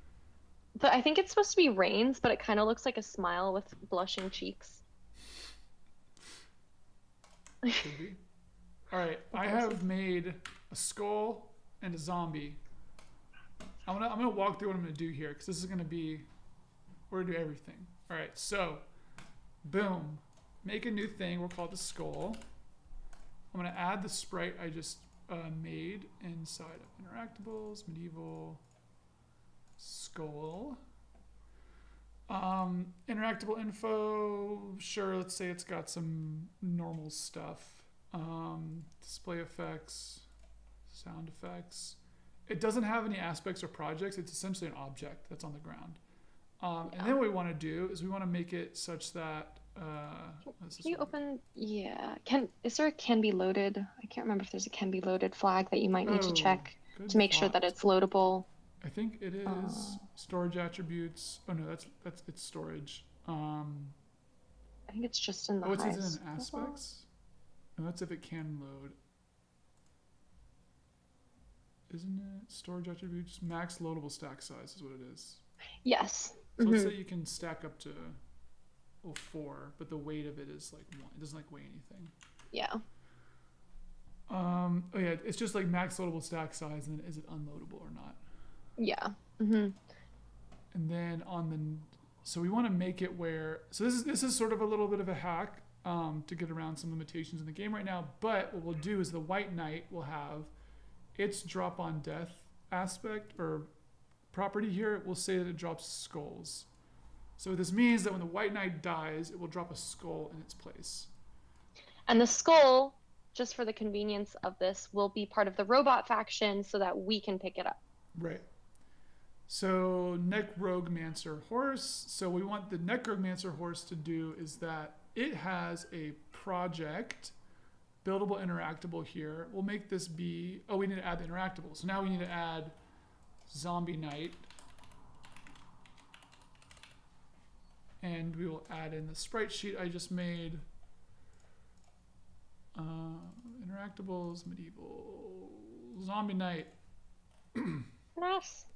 And that has, that's like a more normal thing. So we'll just say it's on. Yep, state robot faction, some effects, some sounds.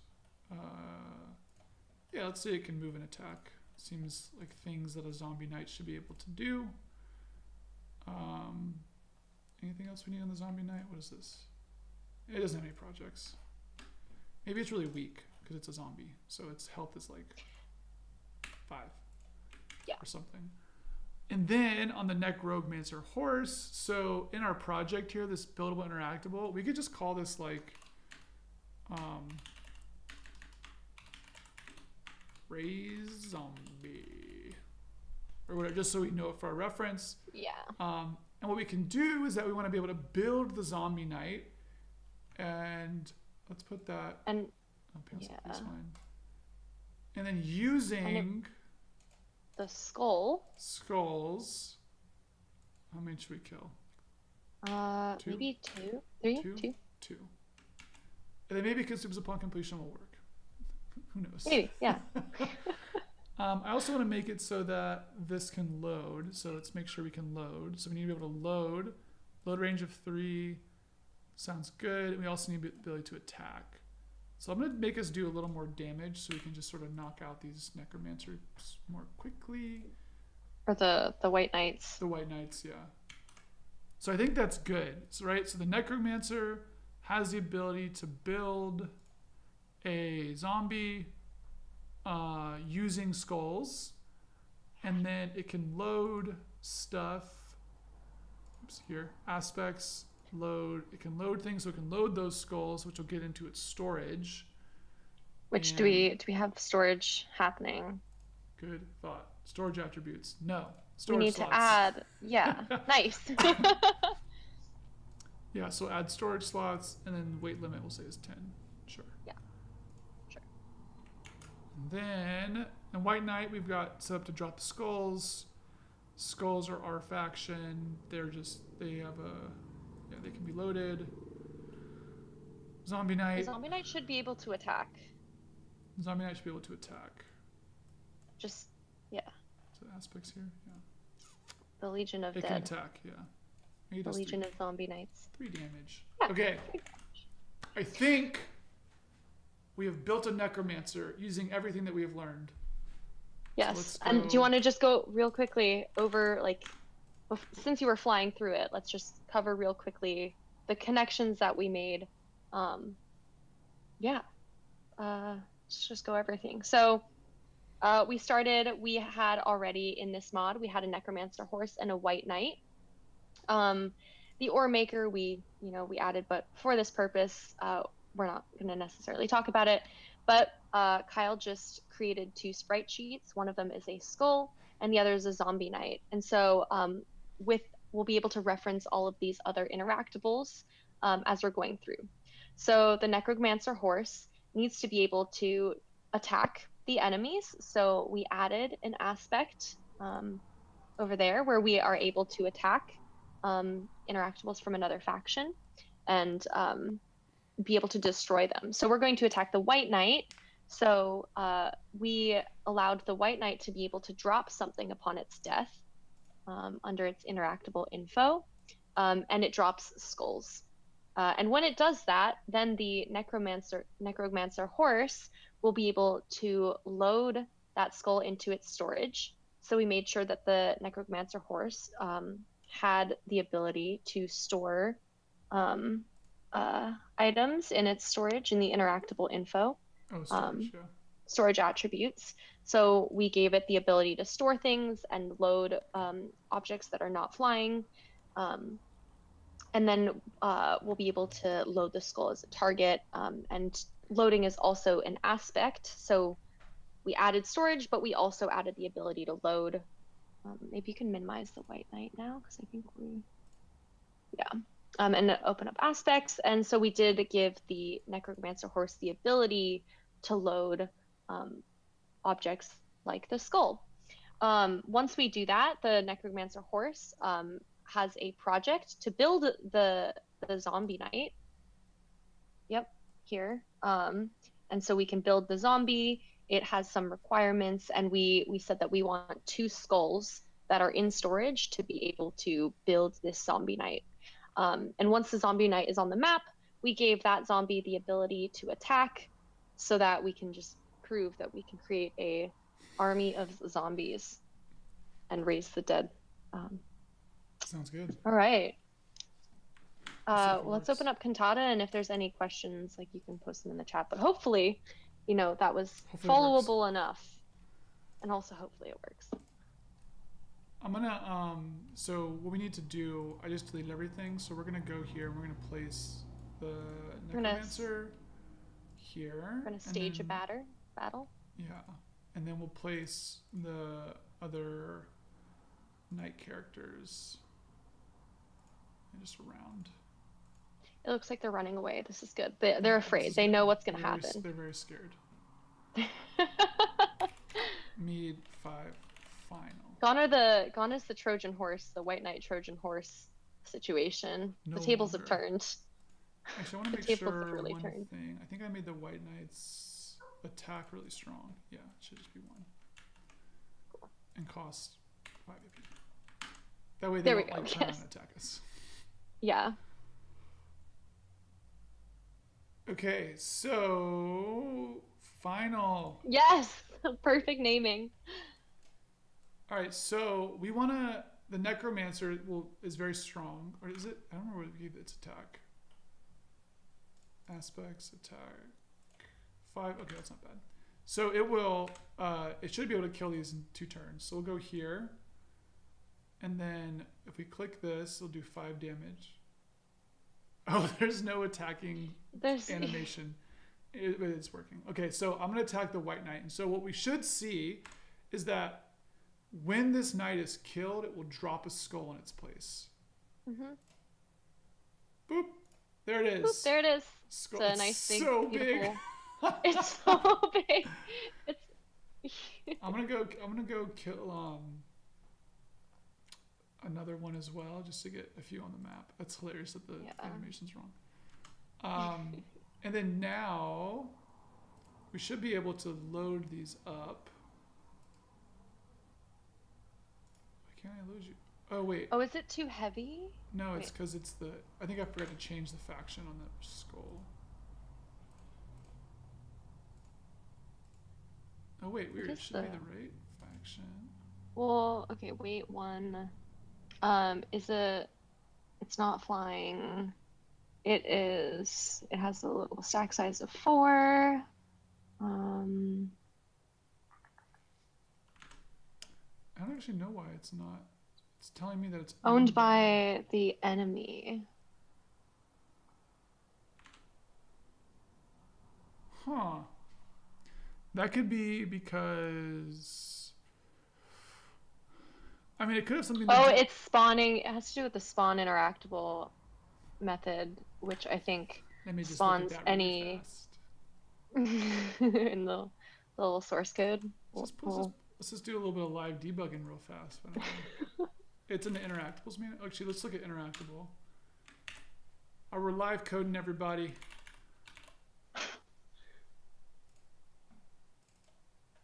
Oh yeah, there you go. Yeah. What should that should be the Interactables. That should be the Interactables faction. Yeah, it should be. So I think that's depot.data. something something something something something. But that's it's specifically a player. Wait, are there multiple? Yeah. Bear with us, everybody. Spawn interactable. This is the final sprint of this. What would the final stream of this medieval series be without some Without a little bit of live coding. A little live, yeah. Is there a way to get? Oh, let me just. Okay, here's the real hack. Ready for this hack? It's gonna be a current going. It's gonna be real good. Current player. Just gives it to whoever's turn it is. Yeah. Okay, that should work. You killed it. It's yours now. You killed it. Now it's yours. Take it. It's yours to deal with. Have it. All right. Try it again. Thank you for bearing with us. So that was like a nice easy hack. So we go over there. If it works. You should be able to kill this in 2 turns.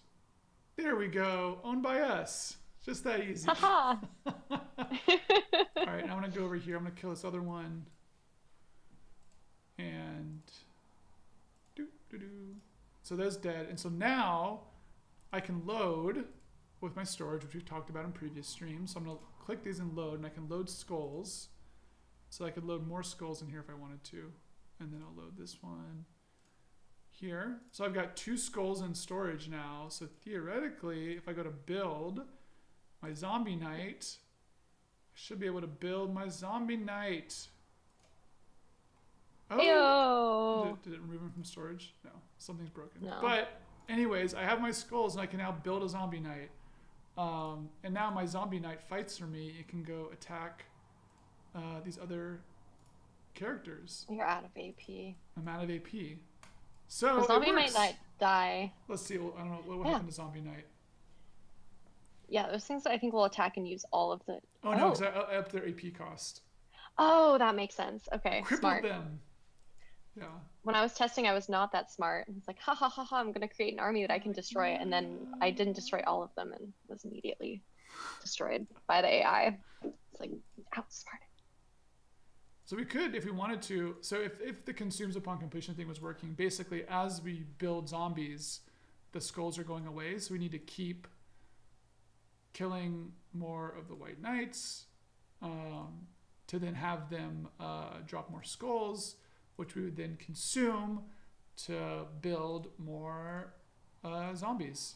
To build our zombie army. We've now built a necromancer, which I think a true necromancer. Oops, I selected the skull. I don't want the skull. And we built it all in 2 hours. And we built it all in 2 hours. We could have built that like much quicker if we didn't go over everything. But in 2 hours, we have a functioning necromancer. So I guess if we only count like the actual adding that you just did at the end, we built a true necromancer in like 5 minutes. Yeah, I just like tying projects together, a little bit of live coding. A little bit of live coding. But it just works. It just works. You see, it just works. But it will just work for everyone, not for us. This is our job. That's the dream. All right, well, let's take like a little bit of time to gather some questions. We'll probably end the stream in like 5 or 10 minutes because we've now been running for almost 2 hours. So thanks everyone for hanging out. But this also just to remind everyone to get your questions in because this will be the last stream we do for a few weeks. Not in the sense that we'll do another one in 2 weeks, but we'll probably take like a month off, maybe a month and a half off of doing streams. Sort of recalibrate, probably talk, like I said at the start of the stream, talk more about Cantata in the next streams, whenever that is. We might put up like another development video, like a proper development video to recap some of this stuff in like a less of a 2-hour video fashion. And so and also maybe by then, so also Kupanik, that hopefully answers a bit. Anyone knows what the next streams will be about. I do think we will try to do some more Cantata game specific streams. So less about like what can you do with Cantata modding, but what are we actually doing with the modding tools that we're creating, um, and not a cooking game. Although now I kind of want to do that in my free time and like learn Like a how to cooking game. make a cooking game. Yeah, Um, I think the next streams like we probably won't open up like this tool. Like this is sort of the modding tool. Like this won't be open like at all. We probably it would just be in the context of the game, talking about the way factions work. If you know this stuff, you'll sort of be able to see like, oh, I see how they um, and the goal. I mean, the goal for us too is to be like we want to show you the best version that's possible of like really using all this stuff. And that's what will be like in Cantata, the game. And so, yeah, the focus will be much more on faction specific stuff, hopefully, more about like map mechanics, maybe some story stuff, more in that sort of realm instead of talking about just like modding or whatever. And I think that like yeah. that said, if mods are happening between that point and stuff, featuring mods on this sort of stream would be something we definitely want to do.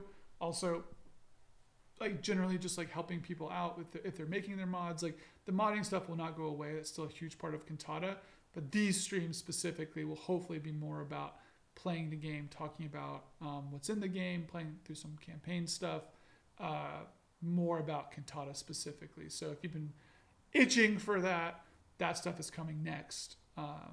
But we want to get this stuff out of the way first. Yeah. Good, good. It will be interesting. Cannot wait. Yeah, we're so excited, Kupanik. Very excited. All right, Bossaru. So could one interactable drop multiple on death? So this is I literally have I did not write this before your question. I have right here on my desk this sticky note that says on death. And it's literally a list of things I want to be able to be possible on death. And I'll read them to you. Spawn interactable, damage radius, spawn terrains, spawn effect, and then also all of those would have sort of a grid thing. So I think ideally what will happen is that the death action becomes a little bit more meaty, where you can sort of assign grids of stuff of where things should drop. So because there's something that even things that we are doing in the game where we want stuff to be able to drop sort of further away or whatever. And then if there's like a tile conflict, it like won't drop, which is sort of like if you've played Animal Crossing, how like trees work, where when you drop fruit around, it tries to place it, and if it's no valid spot, it like goes away. Probably be similar here with like interactable spawning, where like if you tried to select a place where it's going to drop, that is not a valid location, it like won't spawn there or something. Yeah. So stuff like that, we definitely want to. I mean, it's literally on my like to-do list is to add more functionality to on death. And we'll add that sort of as we need it. And so hopefully some of that stuff gets in. And that can also be interesting too.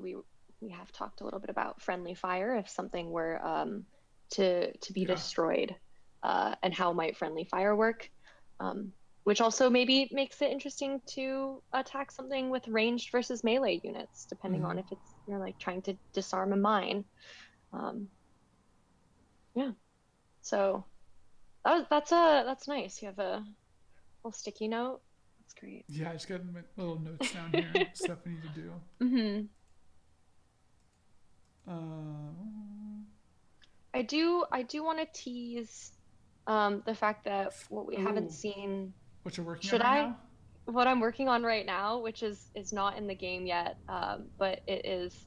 I'm really excited because I think this just makes sense in the great run of video games. Yeah, so we are going to be adding experience to units and also to the player, which means that interactables will be able to level up and get stronger. And what will happen is we will be able to add different effects to the interactable. We'll be able to add traits. They're like level up perks, so you could increase attack, you could increase the movement range. Yeah, unit veterancy. Yes, I'm so excited. You can up an interactable's health, and you'll also be able to configure how many of these perks does an interactable get per level. And there will be, and this is kind of rare for Cantata, some element of randomness. modding wise. So we will provide an element of randomness. You could also just say, finitely, a unit will be able to get these perks upon every level increase. But our goal is like, okay, if you level up to level 2, does it get, +1 attack, +1 health, +1 move range? And maybe and we'll choose to randomize it and have some limits, but that means that units will be able to feel a little bit more unique among the ranks, among the all interactables of its type. Um, and also regarding that, we'll be able to have something similar to perks, which will be passive buffs, um, which also will be able to probably be built and bestowed as a interactable project that can be built. Um, Yeah, I think that the big thing for us is that so we like the main part of Cantata is these campaigns. So it's 9 pretty big maps. Like I would say there are a few might be this small, but most of them will be bigger. And those are sort of the core game of Cantata. It's playing across this single player campaign. However, we do want to add like a proper skirmish mode at some point where it's more like random map generation stuff, where you can sort of play a match of Cantata just on a map, and then using just what's emergent from the interactables and what is on the map, you can do stuff. And I think that like unit sort of leveling up or veterancy, as you described it, is one of the things that makes like even in just this little map I'm building here, there's like these 5 conscripts. Like you don't want all of those to be exactly the same, and this system will make it so they're not.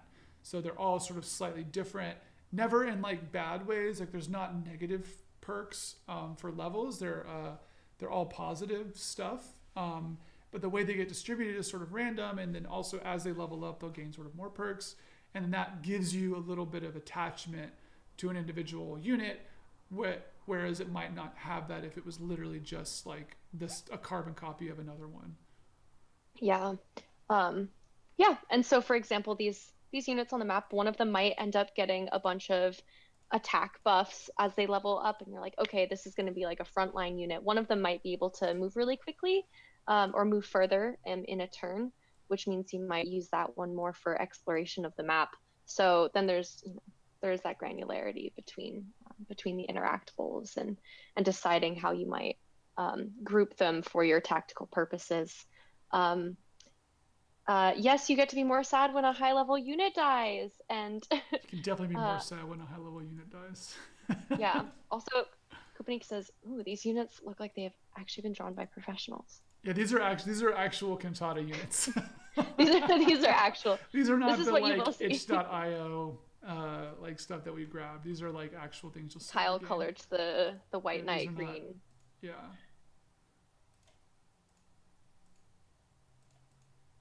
I'm just sort of freestyling over here. Yeah, it's looking good. Love the color scheme. And I feel like I need a little more. I love these like walls. They're so Oh cool. yeah, they're so satisfying. Is it? I didn't realize there's a diagonal wall. Um, Oh, it's like a that. Okay, and that goes yeah. there. Oops, wrong piece. That goes there. There we go. Nice. And Oh, that gotta goes cover up those. Oh, there. Nope. wrong. Oh. Wrong. Wrong. Wrong. I think I figured this out at one point. I think you Oh no, just. it's This is the way you do it. oh, Like they just sort of. randomized. Yeah, that's could make a little labyrinth. Anyway, Yeah. yeah. Any other questions before we wrap the stream up? I know we got some people on YouTube. Kupanik's hanging out on YouTube. Yep. We got. It might just be us watching on Steam, but the Steam channel's going. We It got is some going. people on. Got people on Twitch hanging out. So I'll do like a little sea cleaner. Oh, We could there's just all of our Cantata medieval paint. tiles. Yeah, Cantata paint. Just burp, burp, burp, burp, burp, burp, burp, Oh, burp. nice. Yeah. Gotta get the. Can I give nicknames to high experience? Okay. So Tan Squared asks, Can I give nicknames to high experience units so I can form emotional attachments to them? We definitely want to have the ability to name units in the game for sure. It is not in right now, but I definitely want to have the ability where you can name stuff, because it's fun. You get to like. I think we even had some ability to like do randomly generated names, but I think that what we'll probably end up doing is just having it where the unit's name is just its type to start out, and then if you want to rename that, you can rename it. Yeah. And the game should save that with you and everything. So yeah, those units too is worth saying, because the way the campaign works, it's not like it's a persistent campaign where you're playing as one faction. You're actually alternating each faction. So you'll play one map as one CO from one faction, another map as another CO from another faction, and then another map as another CO from another faction, and then it will loop. So you're not like carrying over units between missions. It's just that they'll gain sort of veterancy inside that current map.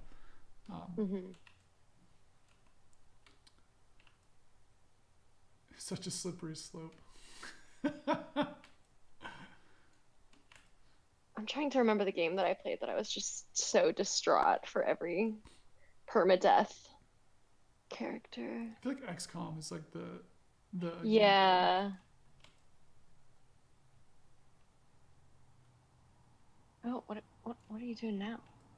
I'm just putting some stuff on the map. Fire Emblem. Tears. I don't think you can name stuff in Fire Emblem though.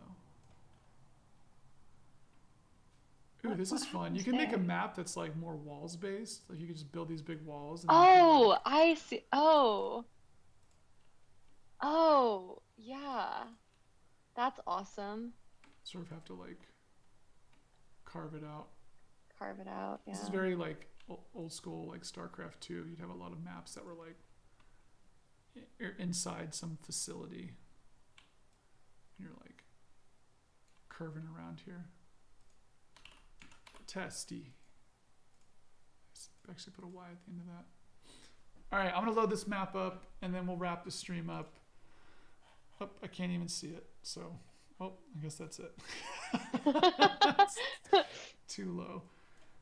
But yeah, so thank you everyone for joining our streams. It's been so great to hang out with everyone on now 5 streams.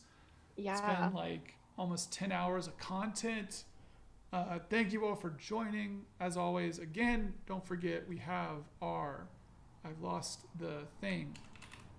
Our forums, forums.cantatagame.com. Come to the forums, come hang out, tell us your hopes and dreams for Cantata, ask us questions about what's going on in the game, what we're working on. We'll keep trying to post here.